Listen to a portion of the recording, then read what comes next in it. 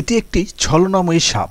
আসলে এটির লেজে একটি মাকড়সার আকৃতি আছে, যেটি সে কৌশল করে নড়াচড়া করে এবং পাখিকে আকর্ষণ করে। তখনই পাখি মাকড়সাকে খাবার হিসেবে গ্রহণ করতে গেলেই সাপ তার ছলনা করে পাখিকে শিকার করে।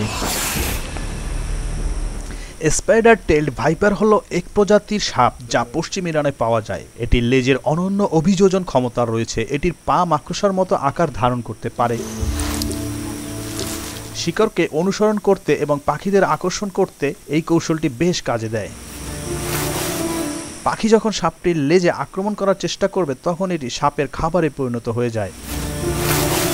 দ্বিতীয় নমুনা পাওয়ার পরও 2006 সালে এ ধরনের ভাইপার সাপ আবিষ্কার করা হয়। গবেষকরা নিশ্চিত করেছেন যে এটি নতুন প্রজাতির একটি সাপ।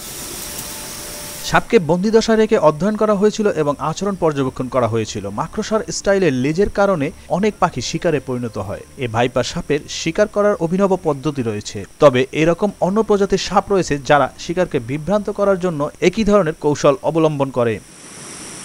সময়ের সাথে সাথে ভাইপার সাপের আচরণ আরও বেশি পরিমার্জিত হয়ে ওঠে। শিকারের গতিবিধি সঠিকভাবে অনুকরণ করার জন্য এটি অভিযোজিত হতে পারে।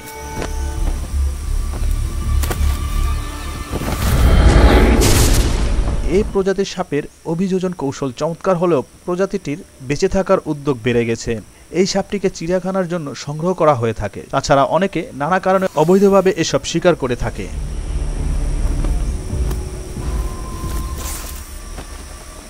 অভিযোজন সিস্টেমের কারণে স্পাইডার টেইলড ভাইপার যথেষ্ট জনপ্রিয়তা অর্জন করেছে। তবে অন্য প্রজাতির সাপও শিকার করার জন্য নানা কৌশল ব্যবহার করে থাকে। তবে কাউডার লুরের জটিলতা এবং বৈচিত্র্য সম্পর্কে এখনও অনেক অধ্যয়ন করা বাকি। এর মধ্যে বোঝা যায় যে বিভিন্ন প্রজাতির সাপের বেঁচে থাকা এবং অভিযোজন কৌশল সম্পর্কে গবেষণা করা প্রয়োজন আছে।